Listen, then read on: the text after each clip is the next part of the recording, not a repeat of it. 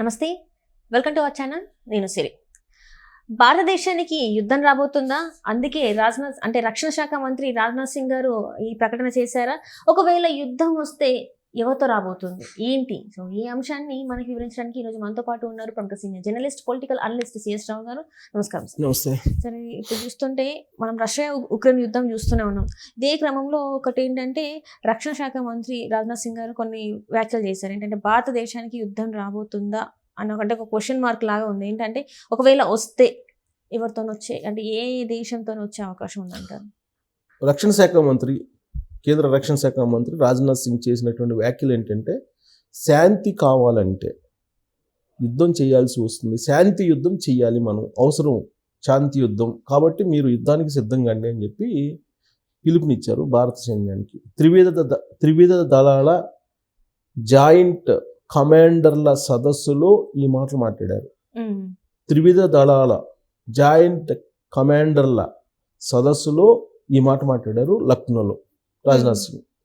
ఆ మాట మాట్లాడారంటే యుద్ధానికి సిద్ధంగా ఉండండి అని అంటే ఖచ్చితంగా యుద్ధ ఛాయలు కనిపిస్తున్నాయి అని చెప్పి భావించడానికి అవకాశం ఉంది. ఆ వ్యాఖ్యలు అందెవరు? రాజ్నాథ్ సింగ్, కేంద్ర రక్షణ శాఖ మంత్రి. కాబట్టి ఆ స్థాయిలో, ఆ హోదాలో ఆయన ఆ మాట అన్నారంటే యుద్ధ ఛాయలు మనకి దగ్గరలో, సమీపంలో కనిపిస్తున్నాయి అనేటువంటి భావన కలుగుతుంది. దానికి కారణం ఏంటి అంటే, ఆయన ప్రస్తావించినటువంటి అంశాలు ఏంటంటే, ఒకవైపు రష్యా ఉక్రెయిన్ యుద్ధం జరుగుతుంది, ఇంకొక వైపు ఇజ్రాయెల్ హమాస్ యుద్ధం జరుగుతుంది, ఇంకొక వైపు పక్కనే ఉన్నటువంటి బంగ్లాదేశ్లో అక్కడ గందరగోళం జరుగుతుంది, ప్రభుత్వాలు మారిపోయి ఇప్పుడు ఆ బంగ్లాదేశ్ మాజీ అధ్యక్షురాలు ఇండియాలో ఉంది. బంగ్లాదేశ్ పరిస్థితిని చక్కదిద్దాల్సినటువంటి బాధ్యత కూడా భారతదేశం మీదనే ఉంది. భారతదేశం కూడా అలానే ఫీల్ అవుతుంది.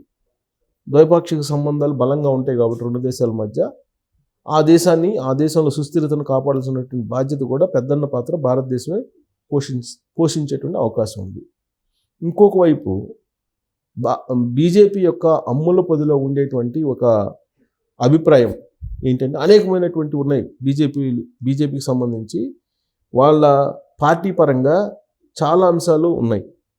వాటిలో ఒకటి ఏంటంటే పిఓకేని ఓన్ చేసుకోవాలి, పాక్ ఆక్రమిత కాశ్మీర్ ఏదైతే ఉందో దాన్ని భారత భూభాగంలో కంప్లీట్గా కలుపుకోవాలి అనేది ఒకటి ఉంది. మరొక వైపు పాకిస్తాన్ కవింపు చర్యలకు పాల్పడుతుంది. అందుకే నరేంద్ర మోడీ 2 days బ్యాక్ చాలా సీరియస్ వార్నింగ్ ఇచ్చారు. ఎక్స్ట్రాల్ చేస్తే అంతే సంగతులు అని చెప్పి అన్నారు. అంటే యుద్ధం తప్పదు అనే యాంగిల్లో ఆయన కూడా మాట్లాడారు. సో ఇప్పుడున్నటువంటి పరిస్థితుల్లో పాకిస్తాను చైనాతోటి సాన్నిహిత్యంగా ఉంది, పక్కనే చైనానేమో భారతదేశంతో కొంత ఘర్షణ వాతావరణంతో సరిహద్దుల్లో ఉంది. బట్ రెండు దేశాల మధ్య సంబంధాలు కొంచెం మెరుగ్గానే ఉన్నాయని చెప్పి అనిపిస్తున్నప్పటికీ కూడా సరిహద్దుల్లో మాత్రం ఘర్షణ వాతావరణంలో పాకిస్తాన్ భారతదేశంతో చైనా గేమ్స్ ఆడుతుంది. రాబోయేటువంటి రోజుల్లో ఒక పెద్ద ఆర్థిక వ్యవస్థగా భారతదేశం ఎదుగుతుంది, ప్రపంచంలోనే నెంబర్ 1 ఆర్థిక శక్తిగా ఎదిగేటువంటి అవకాశం ఉంది అనేటువంటి ఒక అభిప్రాయం ఉంది. ఈ ఆసియాలో ఆర్థిక వ్యవస్థని బలోపేతం చేసుకునేటువంటి విషయంలో కానీ, అభివృద్ధి విషయంలో కానీ పోటీ పడుతున్న రెండు దేశాలు, ఒకటి చైనా, 2 భారతదేశం. సరే, రష్యా లాగో నెంబర్ 1 కంటే అది వేరే. సో ఇప్పుడు రష్యా సపోర్టు భారతదేశానికి ఉంది. సో అలాగే రష్యాకు సంబంధించిన పుతిన్ అధ్యక్షుడు ఏమంటున్నాడు, అమెరికాలో ట్రంప్ ఎట్టి పరిస్థితుల్లో గెలవకూడదు అని చెప్పి ఆయన అనుకుంటున్నాడు, మద్దతు కమలా హ్యారిస్కి ఇస్తున్నాం అని చెప్పి ఆయన చెప్తున్నాడు. ఇటీవల కాలంలోనే రష్యా ఉక్రెయిన్ 2 పర్యటనలు ముగించుకున్నాడు నరేంద్ర మోడీ. ఇప్పుడు తాజాగా పుతిన్ ఏమంటున్నారు, యుద్ధాన్ని ఆపేలాగా చేసేటువంటి సయోధ్య చేసేటువంటి శక్తి భారతదేశానికి ఉంది అని చెప్పి పుతినే వ్యాఖ్యానించారు తాజాగా. సో ఇలాంటి పరిస్థితుల్లో భారతదేశం వేసేటువంటి అడుగుల వైపు ప్రపంచ దేశాలన్నీ కూడా చూస్తూ ఉన్నాయి. ఇలాంటి సందర్భంలో రక్షణ శాఖ మంత్రిగా ఉన్నటువంటి రాజ్నాథ్ సింగ్ యుద్ధం చేయాల్సి వస్తుంది, శాంతి యుద్ధం చేయాల్సి వస్తుంది అని చెప్పేసి అంటున్నారు. శాంతి యుద్ధానికి మీరు సిద్ధంగా ఉండండి అని చెప్పి త్రివిధ దళాలకు పిలుపునిచ్చారు అని అంటే, ఒకటి పిఓకే కోసం యుద్ధం చేయాల్సి వస్తుంది. అప్పుడు ఖచ్చితంగా పీఓకే దగ్గరికి వెళ్ళినప్పుడు పాకిస్తాన్ తోటి యుద్ధం చేయాల్సి వస్తుంది. సో పాకిస్తాన్ తోటి యుద్ధం తప్పదా అనేటువంటి భావన ఇప్పుడు కలుగుతుంది. ఎందుకంటే ఎన్నికల ముందే పీఓకి సంబంధించినటువంటి అంశాన్ని పరోక్షంగా బీజేపీ ప్రస్తావించింది. పీఓకి ఎప్పుడైనా మనదే, కానీ అది వివాదంలో ఉంది. దాన్ని మొత్తం ఓన్ చేసుకోవాలి అనేటువంటి ప్రయత్నం ఉంది. సో పీఓకేలోకి వెళ్ళి పీఓకేని మొత్తం భారత భూభాగంలో కలిపేసుకోవాలి అనేది ఒకటి. ఒకవేళ అదే జరిగితే కనుక పాకిస్తాన్ యుద్ధానికి వస్తుందా, వస్తే పరిస్థితి ఏంటి అనేది కూడా ఆ కోణం నుంచి కూడా బహుశా అని ఉండొచ్చు. ఎందుకంటే ఇప్పటికే 370 రద్దు చేశారు. 2024 ఎన్నికల ముందే 370 రద్దు చేశారు. 370 రద్దు చేయడం అని అంటే అంత ఈజీ కాదు. కాశ్మీర్కి ప్రత్యేక ప్రతిపత్తి కల్పించేటువంటి 370ని రద్దు చేసింది.